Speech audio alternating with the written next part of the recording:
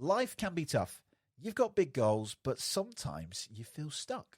So what if you had a proven roadmap to break through barriers and create real success this year? Before this episode starts, I want to share with you my upcoming webinar. As a certified Canfield trainer in the Success Principles, trained by Jack Canfield himself, I want to share these life-changing strategies with you. Join me for an exclusive webinar where I'll teach 3 of the most powerful principles to help you get from where you are to where you want to be. It's engaging, it's actionable, and it's your next step to success. Be the first to know when it's live. Head to www.rickylock.com/workshops and sign up today. And now, sit back, relax, and enjoy this episode. So jaw release is good. So you have to sort of let your face go soft, that's right, and then sort of manually, so you're finding this gap of your jaw and you're going to sort of manually open your jaw with your hands. So you kind of go... Oh, am I doing this right? No, right, so don't, there is massage, but to release the jaw, so put the balls in and then just relax your face and you're going to literally manually open your jaw. Oh, okay. Like that? Yeah, with your hands. Oh, and then if you do that a few times, then when you talk, you will feel that your jaw feels looser and you're able to talk more freely as well. Yeah. Oh, yeah. I can feel it. There's like a bit of a numbing sensation as well, but it's like more open. If you can open your mouth and you can have a nice rich tone, a breath supported tone, and you're articulating correctly, and the sounds that we make are made in all different areas of the mouth depending on which muscles and everything they're using.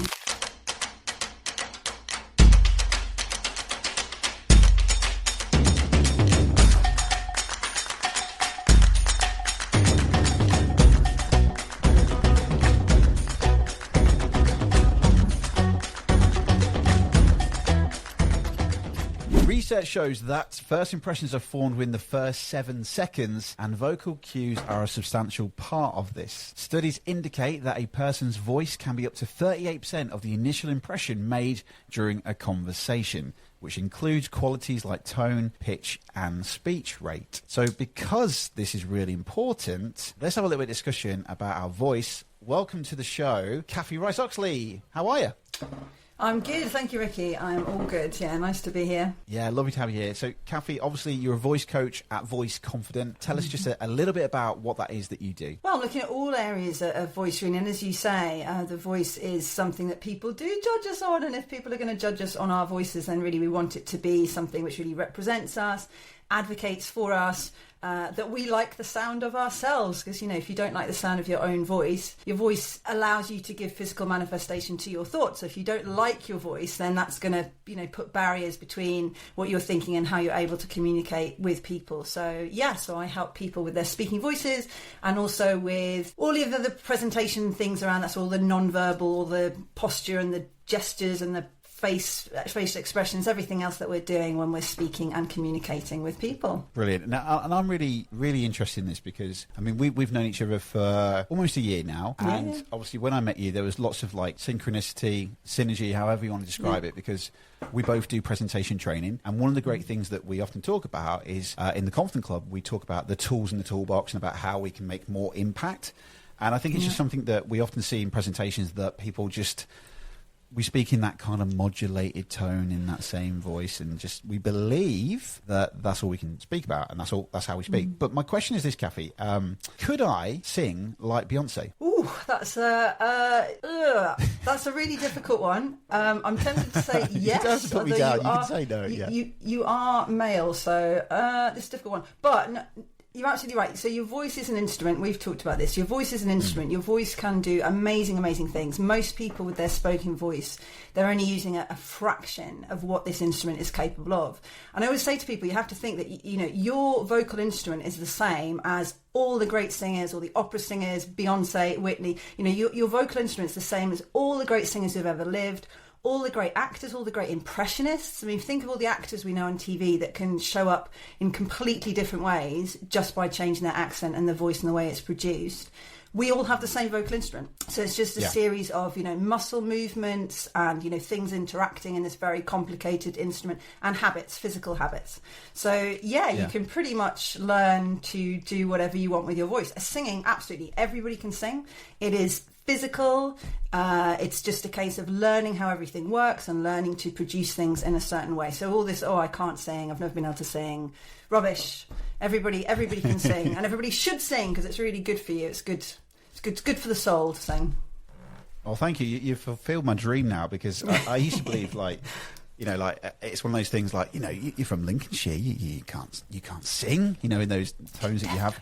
But obviously, yeah, absolutely, we can, right? We've all got the same thing. So I'd be interested to talk about, we know that this is obviously a big impact. So first, let's just talk a little bit about the science here, because unconsciously, I'm speaking right now, I'm not even having to think about it. It's just coming out. I might be, you know, adding a few phrases or a few inflections and stuff like that to make it more of an impact. But what's actually happening right now as I'm speaking? What is the science of what's going on? Well, you've got lots of things going on. Your respiratory system is supporting your voice. You've got a steady flow of air, which is passing your vocal folds, which are housed in your larynx, and that's making the sound, and then you are curating that sound using your articulators in your mouth. So your tongue very heavily is involved in almost all of the sounds that we make, but your tongue is interacting with, you know, movements of your lips and your jaw. You've got your hard palate, your soft palate. You've got various different types of resonance. So the sound itself is being made here, but it's being changed into speech sounds with everything here. So that's okay. Right, That's a lot of science chat for you there, Ricky. Yeah. So this vocal folds thing, what's that? Yeah. Elaborate on that. So to create like a visual picture for me in my mind, what is that? So you've got vocal folds, and they are sort of mucous membrane. They're vibrating very, very, very quickly. So as the breath comes through, it's to do with the rate that they're vibrating, and they stretch and relax. So when we have them stretch, this is the higher pitch, and then when they relax, we get the lower pitch. So there's a lot going on. Also, our larynx moves up and down. You might not be aware. There's a lot of very complicated movements. But as you say, most of the time we're not thinking about this at all. So unless probably you are a singer or you're using your voice professionally, you don't tend to think very much about what you're doing. If an actor, say, needs to develop a new accent for a film or something, they will work with a speech coach, and they will look at the whole thing. They will look at how the breath is coming through. They'll look at the position of the larynx. They'll look at the placement of the sound in the mouth. They'll look at which areas of resonance they're using, because all different accents all do things in a slightly different way. So when people put on an accent, for example, it's not just a case of making the sounds differently in their mouths. There's a lot more to it than that. Right down to the movement of the larynx and what you're doing with your vocal cords. Right, brilliant. So obviously there's a lot going on there that obviously we're just not thinking about unless we're actively, you know, we're a singer, we're speaking, or we do some recording, that kind of thing. But one of the things that is really impactful that you mentioned about this is about how the power of the breath really helps with this. So I'd love to take a bit of a dive into why is breath control so important for a strong and stable voice. Yeah, it was quite interesting because the phrase breath control has become a bit contested in singing circles. There are some styles of singing where you're taught to sort of set the muscles in your abdomen and stuff, and we wouldn't generally advise that. So when I talk about controlling the breath, it's about being able to breathe properly using your diaphragm. So you've got this massive muscle, so you can't really see my hands, but you've got this massive muscle sitting just beneath your rib cage, above your internal organs. And this is, we don't have to think about breathing. Obviously, this is something that we just do. But interestingly, we can also control the diaphragm. So we can also choose when we breathe in and out. So we can, for example, breathe all the way out and then wait a few seconds before we breathe back in. Or we can breathe in and we can hold it, and then we can breathe out. And it's these muscles that enable us to do that. The reason that breath is really important with spoken communication is that probably particularly with nerves. So when people get nervous, they tend to take very shallow breaths.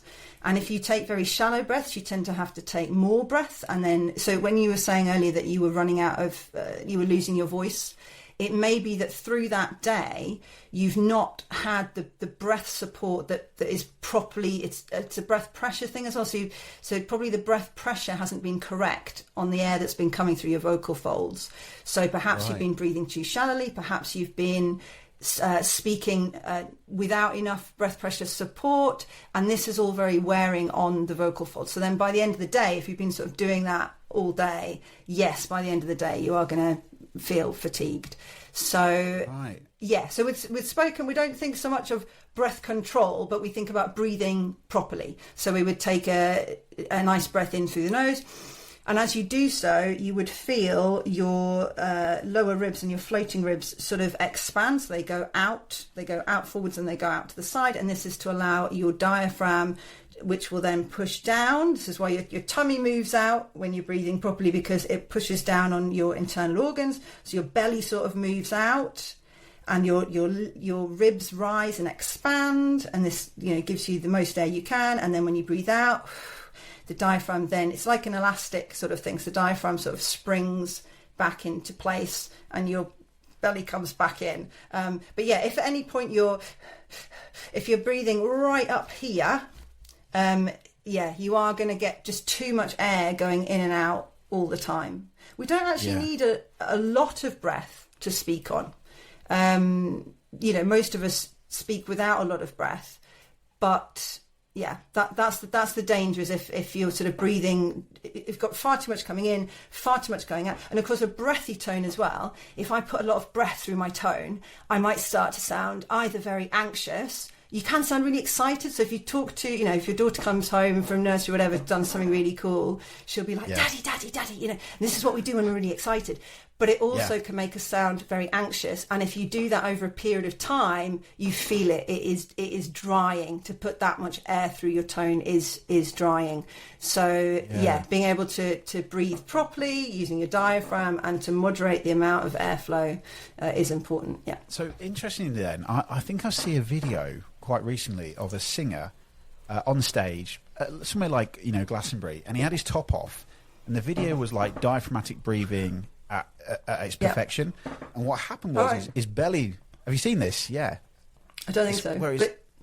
It's where his belly like inflates, but it like pops in, pops out like really quick, which you don't really see like when singers are singing. So obviously he's obviously breathing, and it's like you see his tummy inflate, and he's a thin guy, but his tummy starts to inflate, and then it pops back in, and then obviously as he's doing his singing, then the next breath comes out. So that's him obviously diaphragmatic breathing, getting that airflow into projecting his voice. Yeah, I've not seen that video. I mean, the sound of it popping back in is slightly concerning to me, because that maybe indicates that's probably me exaggerating. that he's tensing. But I mean, this is why we singers wear a lot of flowing gowns, because if you are breathing properly, you are expanding your mid-region, which but this is what some people do. You see, when they are talking with other people, say you're stood up and you want to look your best, and you tend to suck the stomach in, and and you're trying to stand looking your best, and therefore you're not breathing properly, because you're holding these muscles around your abdomen, and it all needs to be quite relaxed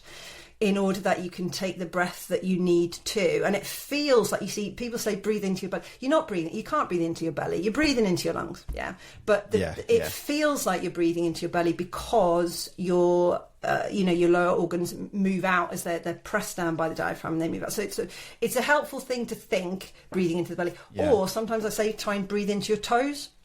So when you're breathing in, think of the breath, particularly if you're standing up, think of the breath going in, and then right down into the toes, and then right out again. So you breathe in, it goes right down into the toes, and then you breathe out again. So it's the feeling of the breath sort of going through your whole body, as opposed to it just being this little... We don't want that. Which is like, like my daughter does this now, where she's like, Daddy, and that kind of thing. It's like all that shallow breathing, because she's in sympathetic nervous system, that kind of thing. So I'm interested to obviously to discuss this more, because obviously we talk about this in terms of presenting the vagus nerve, and how especially diaphragmatic breathing can help us get into parasympathetic nervous system. I tried this. Now, correct me if I'm wrong, but I tried this a couple of weeks ago. I was in the car thinking, when I have this chat with Kaffy, and I tried just like saying something, but I did it with like a conscious thought about up here, as like a shallow breath.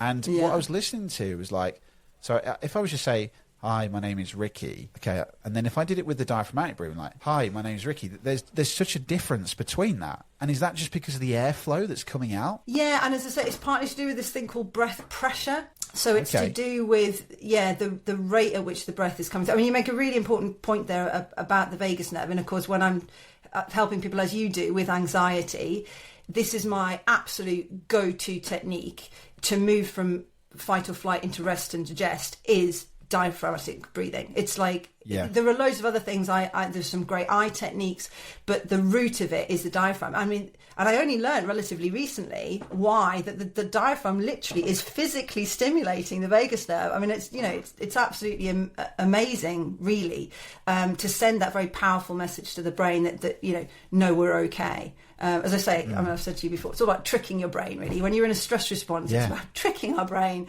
No, we are not stressed. We are fine. And so, having that, having done the practice previously to know where your diaphragm, how to breathe into it.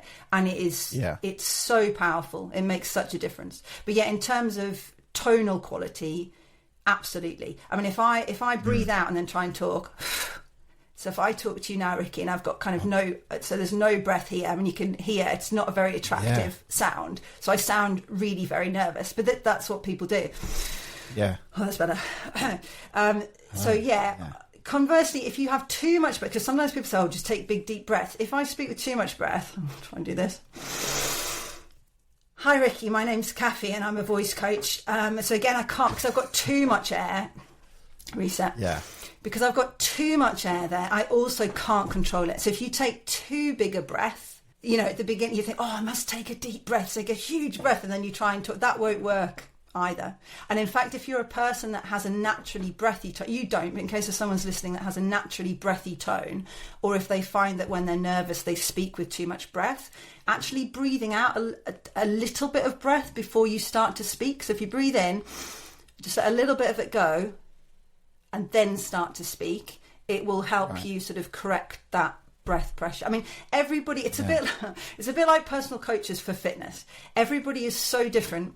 So you can always give general tips and tricks, but if people have particular issues, you need to work with a coach because they will be able to hear what you're doing, and it can be anything. With the voice, there can be all manner of things going on. That's a few tips. No, thank you. So that's really lovely, and it's really interesting to talk about this because whenever we coach people for presentation skills, it's almost like they feel they can't take a breath during their presentations. Like, it's okay to just pause. Yeah. Take a breath. Yeah. I use this as an example all the time when I coach with delegates, which is one of the greatest things we always talk about. The most important part to any presentation is the beginning and the end. You've got to get people in the room. And Morgan Freeman did this wonderful exercise where he walked out on stage. It was in America, and everyone's expecting him to speak with the voice of God, that really low, husky voice that he's got. And he didn't. He just stood there and went. And he immediately just got everyone's attention. So not only is it a great way just to help people relax, and it's okay to take a breath rather than go, I need to get this presentation done really quickly, so here's my slides. And, just pause is a really good way just for you to help with your voice, but also to help with nerves as well. So, challenging on this one then. Oh, sorry, Kaffy, go on. Well, hang on, just on that, I have a thing that I call BiSpec. So it's BiSpec. And I suggest that people use it before they start, but also when they get a natural break in anything. So it stands for breathe in, smile, pause, and eye contact. Because if you've got a room of people, so when you first go on, so you take a nice breath into your diaphragm, obviously, because this is going to calm your whole system down. So you take a nice breath. Yeah.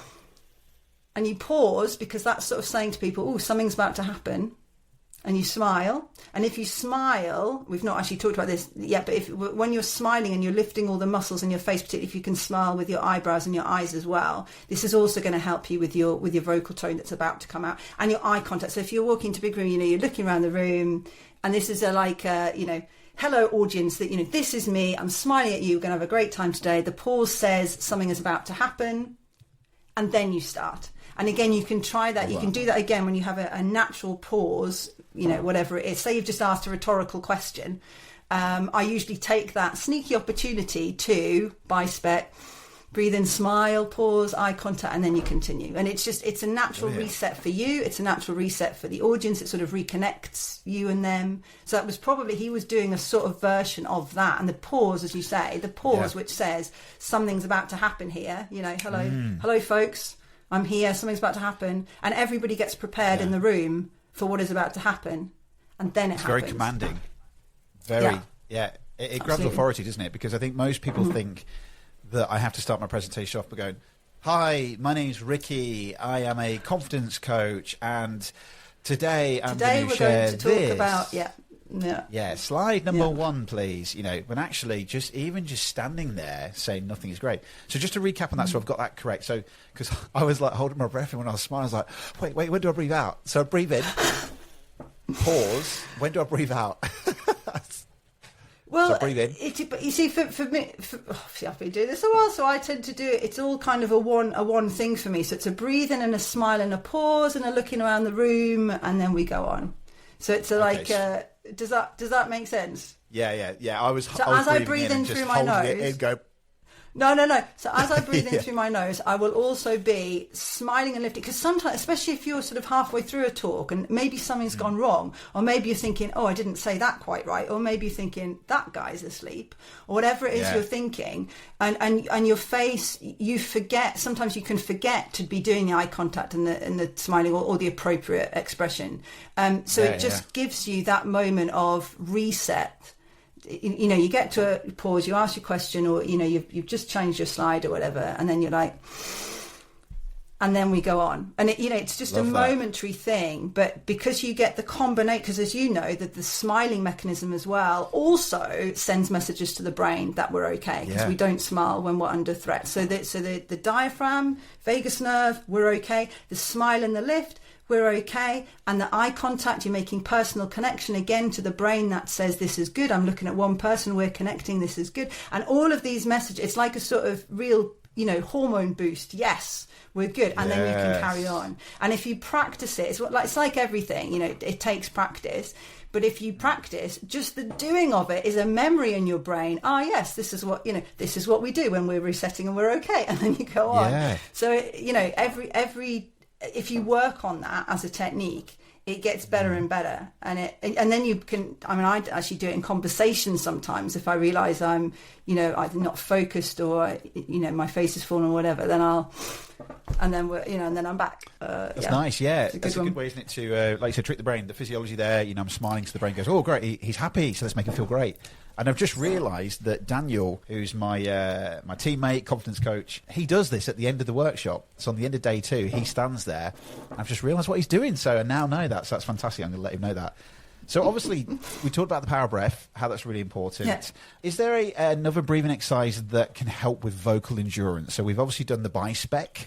Is there anything else that you feel like is a natural thing, or would you say it's just the diaphragmatic breathing is probably the most beneficial thing to do that? Yeah, box breathing is probably, so the 4 in, 4 hold, 4 out, 4 hold is really good, just to get you to understand where your breath is and sort of be able to control it a little bit. And then, as you know, one of the best things for stress and anxiety is the exhale emphasized breath. So you're trying to get the exhale longer than the inhale. So if you're confident with the box breathing, which is the equal in and out, you can then practice maybe breathing in for 4 and holding for 4, but breathing out for 6, and so you can try and get this exhale longer, and that's a really good one to practice. Yeah. If you're not used to where your diaphragm is, a good exercise to do is to breathe in and you breathe out on hard Fs. So, and you keep going, and at the end you can sort of feel, so you go like this.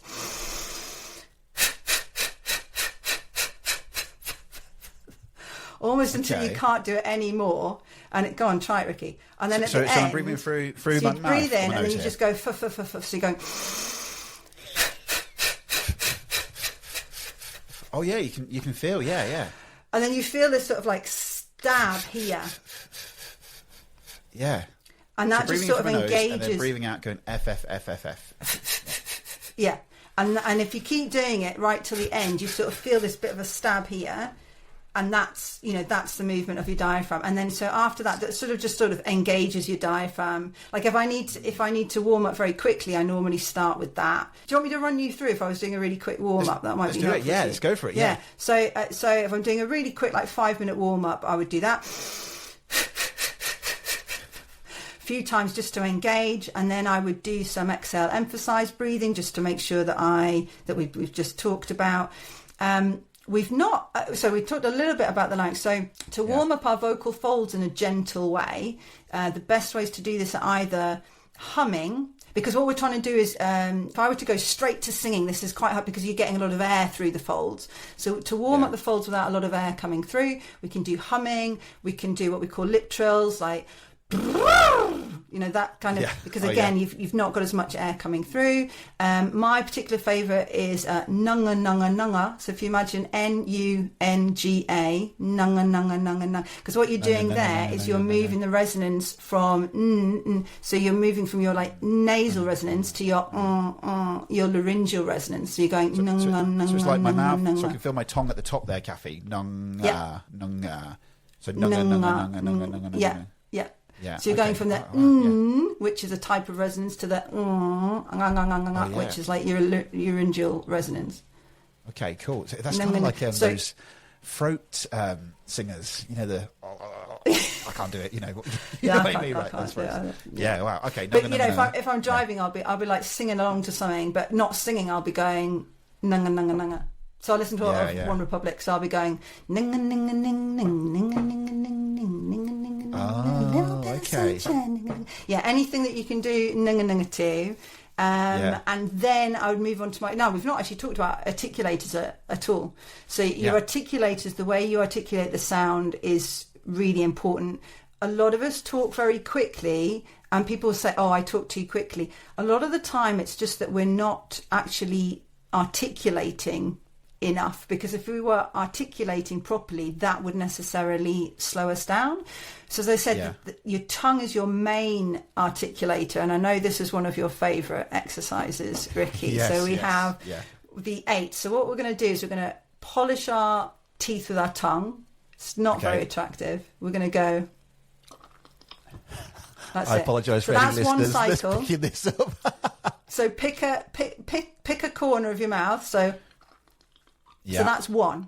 So we won't do this now, but you do 8 in one direction, 8 in the other direction, and then 4 in that direction, 4 in the other direction, 2, 2, 1, 1. Now by the end, it's kind of pretty agonising, particularly if you don't do this very much. But it's so important. So what this does is this literally releases your tongue. So your tongue is a massive muscle. If you see like a cut through of a diagram, the tongue is huge. So this releases the tongue muscle, and when you've done that, you find that you have a lot of saliva in your mouth and you have to swallow, and also you kind of want to go because you can feel it under here. It's quite uncomfortable.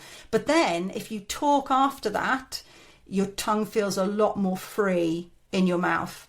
So, you know, I know you've tried it. I hope people who are watching the podcast will try it, because it's a really interesting one. And, you know, and when you see people doing it, they'll be going, because it's so painful by the end.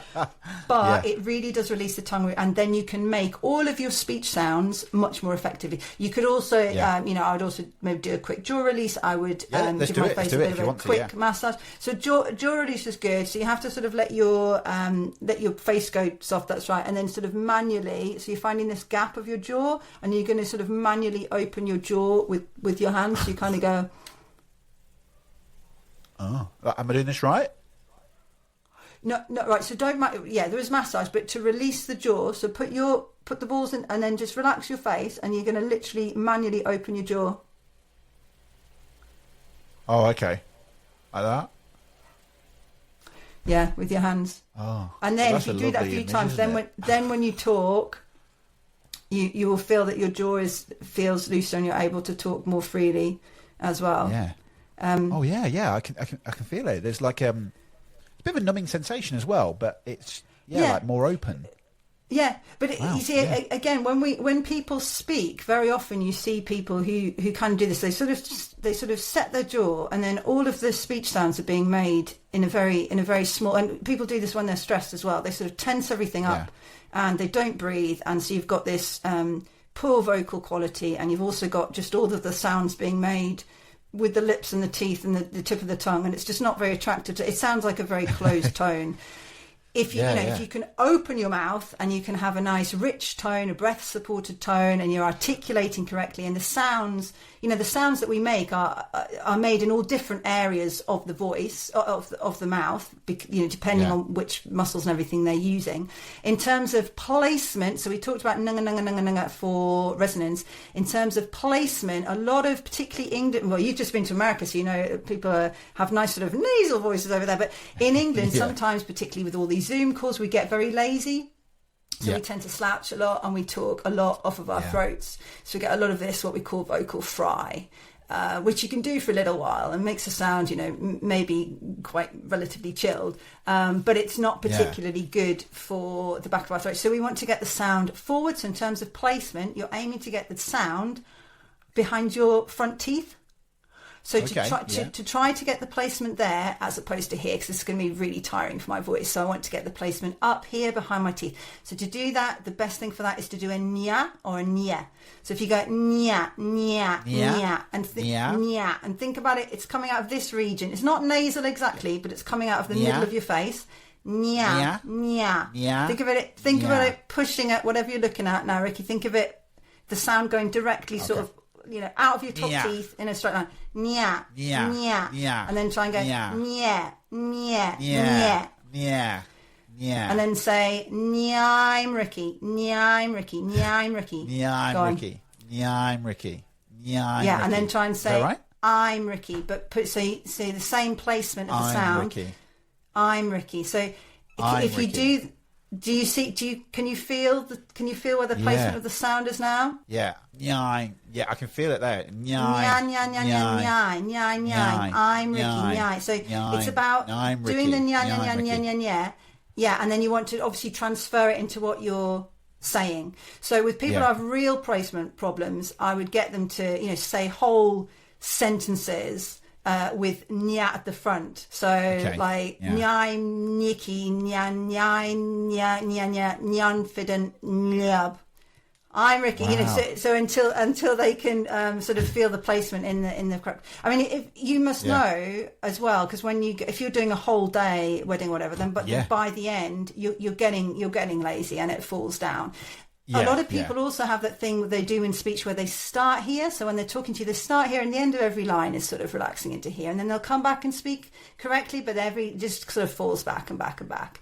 And this is it's a pattern that a lot of people have. And as I say, you can do it occasionally. And a lot of singers, we use vocal fry as an effect in singing. You can use it. Like metal singers use vocal fry a lot, don't they? Yeah, it's a technique and you can use it. But if you are routinely speaking on your larynx like this, you are going to do your vocal folds. You have to know when to use it, when not to use it. And honestly, when to use it is not all the time. You need to be able to place the sound correctly and then make choices about when you're going to use that. I mean, I think I've said to you before, when actors need to cry on film or on stage, that this is what they go to, because this sends a message to our brain that we're upset. If you've ever spoken to someone who's about to cry, very often you hear the crack in their voice first before the tears come. So someone will be talking and they'll be fine. I do this myself. I lost my dad last year. So I do this myself. If something pricks my memory and I'll be talking, I'll be absolutely fine. And then you'll remember something and it cracks and then you can come back. But you can hear that crack in somebody's voice very clearly. So this is one thing that actors do, is that they, actors have such control of their voices, they can choose where they're placing it. And I've even heard, I once walked past an actor backstage who was going, and it was literally he had to then go on and be very upset. So this is a trigger for your brain that we're upset, that we're feeling emotional.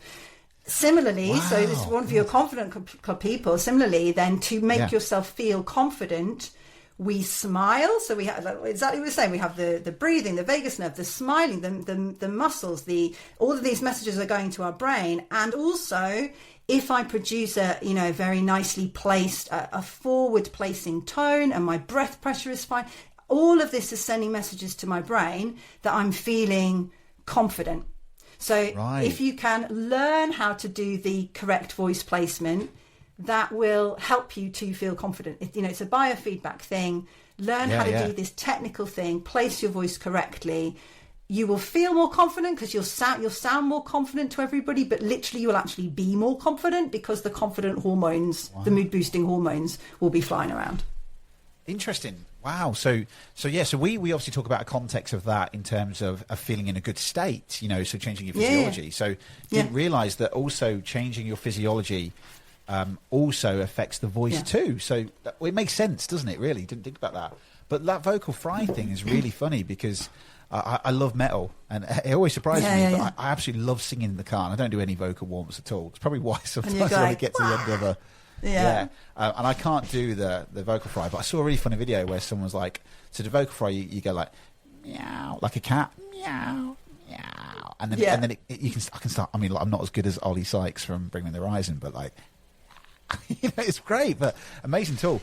Well, Kaffy, because I appreciate we could talk about this all day, and it's really important. But so obviously we talked about these voice techniques, we talked about strengthening it.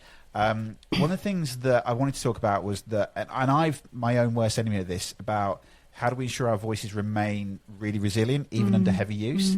I speak a lot, I present a lot, I host weddings, I'm talking quite a lot, especially if I'm doing a series of events where I haven't really planned any rest time in between. I can lose my voice, and I lost my voice at a wedding twice in 2 years, and it was horrible because as the host, you are the go-to person, and I'd love to hear about what's the benefits, or what should we be doing to stay more resilient, and is it something to do with hydration? How do I make sure that I don't lose my voice again? Yeah, so hydration is absolutely key. So the vocal folds need what we call systemic hydration, which is what comes from the inside, and as you need to be drinking water 4 to 6 hours before for that to have an effect. You can't just sort of have a glass of water before you go on. So if I'm singing at 2 o'clock, then from 8 o'clock in the morning, I'm it's particularly hard if you have to sing in the morning because you've just had a night where obviously you've not been drinking water, and then you get up and sing. So you want to be thinking 4 to 6 hours before to get you to water for your systemic hydration. Then of course the superficial hydration. So sipping water, gargling is particularly good. I swear by chewing gum myself. Sorry? Salt water? Sorry, Kaffy. Salt water or normal water? No, I would just go normal water. Okay. Yeah, just lots of normal water and gargling. So, nip to the loo, water bottle, quick gargle before you go on. Gargling is sort of better for the vocals than just drinking. Drinking is great. Do lots of drinking. What was I saying? I forgot what I was saying there. Gargling. So gargling 4 to 6 hours before. I was saying superficial hydration. Yeah, superficial hydration. So we want to keep sipping water. I was saying chewing gum. That's right. Yeah, I swear by chewing gum because chewing gum, which is getting your jaw going and your tongue going, so we get the saliva production, which is what we need when you get nervous, as you know, Ricky. So our rest and digest system sort of closes down. Rest and digest is what produces saliva because it's to do with chewing food. So when we're very nervous about something, saliva tends to go. So chewing gum, I find that helps, keep the jaw moving and keep the saliva being produced. Gargling, steaming. So, maybe home before you go out, steaming is really good. So water. And the other thing is the placement. So as we've talked about, the thing that fatigues most people is that they're not thinking about where their voice is being placed, and they get tired and they get slouchy. And particularly for you, and it's the same with me with singing, sometimes you're in very loud environments, and so say you have your break and people come and talk to you in this very loud environment and you don't have your mic, and so you're having to talk over a very loud environment, and so we tend to sort of shout and push the voice. Yeah, you tend to be sort of pushing, and that's quite hard on the vocal folds. So yes, it's thinking all the time. The least stress you can put, the higher you can place your voice. And actually, when people have colds and things, if you can almost make your voice more nasal, like the Americans do, the more nasal you can make your voice, the less pressure, the less work your vocal folds are having to do, because the more nasal resonance you're using, it sort of cuts through. Might sound a bit funny, but you will be heard.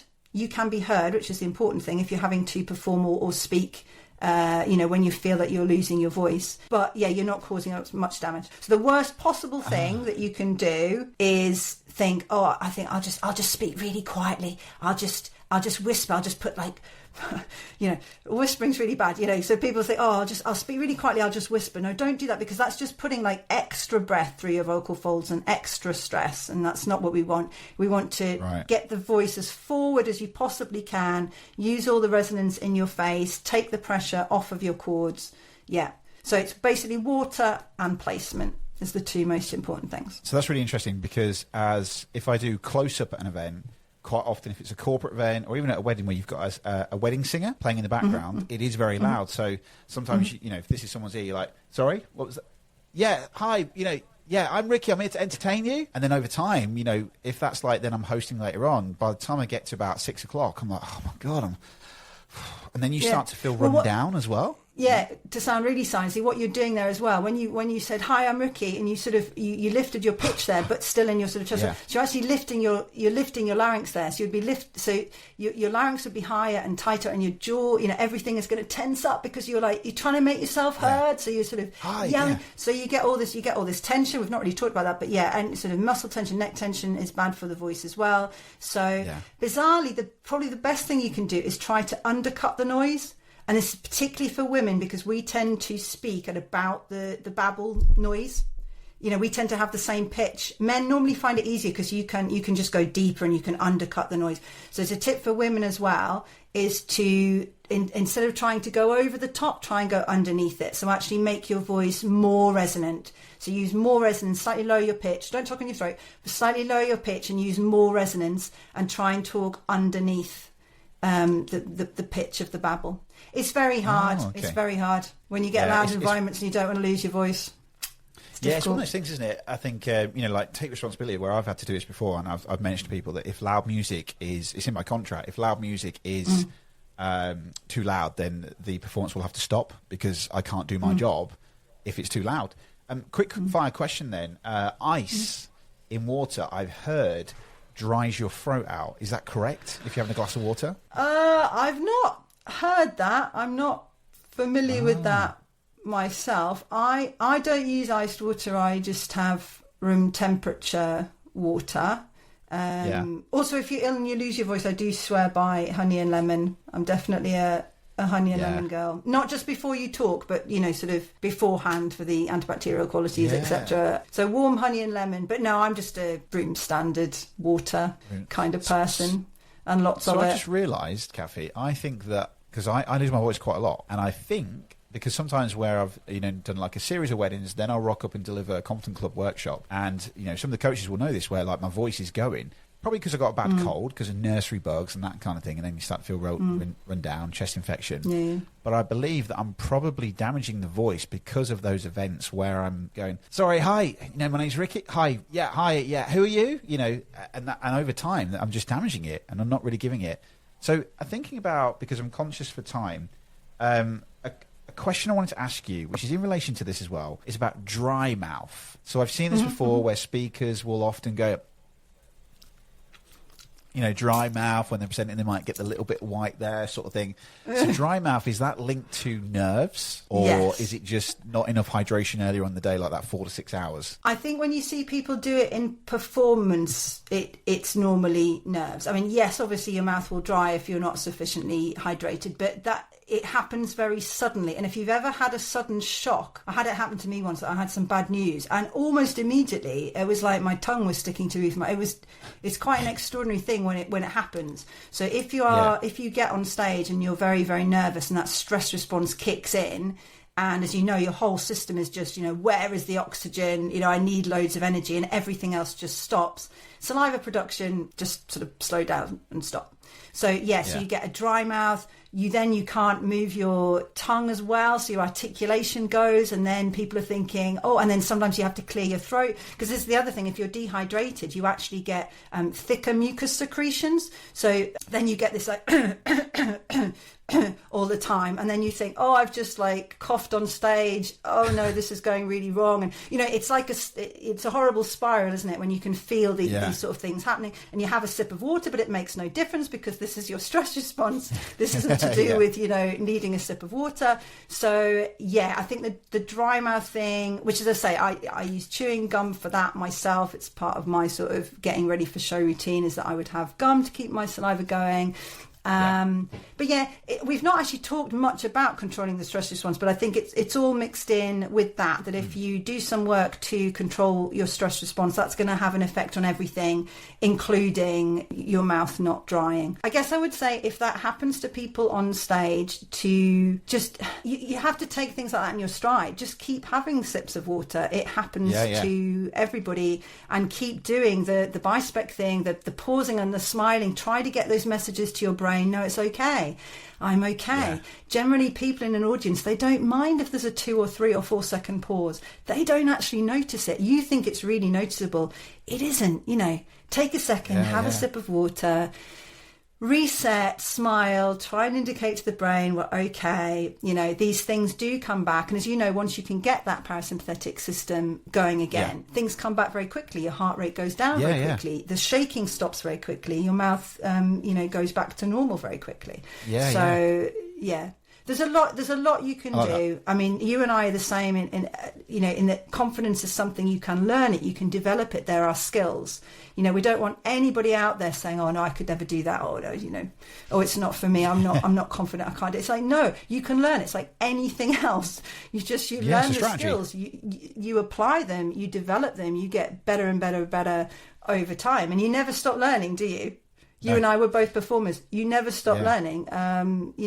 Every performance is different. You learn something from every performance. You get better at controlling yourself and your nerves and, your vocal abilities every performance. Definitely, yeah. It's a strategy, isn't it? And I love that. And I think that to kind of wrap this up, because we've gone into some really great detail about this, and there was loads of other stuff I wanted to talk about, because I know, maybe we'll have to come on for a second conversation about non-verbal communication, because we know that 55% of that makes the impact as well. So although our voice is really important, we think about non-verbal. But I guess if we were to think about... just on that, Ricky, I was going to say there are non-verbals of the voice as well. So as well as all the non-verbals of this, there are what we call vocalics, which is all the little sounds you make, like and the ers and the yes, and then there are paralinguistics, which is the how you say stuff. So that's like a whole other piece, is that how you use your voice to influence, to persuade, to, encourage, console, etc., etc. Yeah, sorry, carry on. Brilliant. We'll definitely do an episode 2. So here we go then. So just for all the listeners then, could you recommend maybe a daily routine or 2 or 3 things, maybe a checklist that we can do every day to maintain a healthy voice so we can communicate with confidence? I would say practice your box breathing, so that if you are nervous, you can bring that out and it's something that you're familiar with, that your brain is happy with, and that's going to really help to calm you down. I would say the resonance stuff, so just humming along to music, singing along to the radio, the nunga stuff, to get your resonance moving. The placement exercises, the nya nya nya nya nya nya. Try to learn, do the nya nya nya nya. Try to feel that nya nya. Try to sort of physically feel it, so that then you can use your speaking voice. Try to put the speaking voice, when you use it, into that same placement. And before you're speaking, definitely the tongue exercise. Just use your voice, play with your voice. Like, your voice is amazing. If people sort of played with their voices a lot more and did more singing and made more silly noises and silly faces, and you'd find then when you do your public speaking, which, as you said right near the beginning, a lot of people, they get up to do public speaking, and then the radio voice comes on, and people feel that it's just like, oh my God, like, where have you gone? Sometimes you meet people and they're fascinating, and then they get on stage and they're so boring. But people feel like they have to produce the voice in a certain way, and they don't. Like, our voices are crazy and interesting.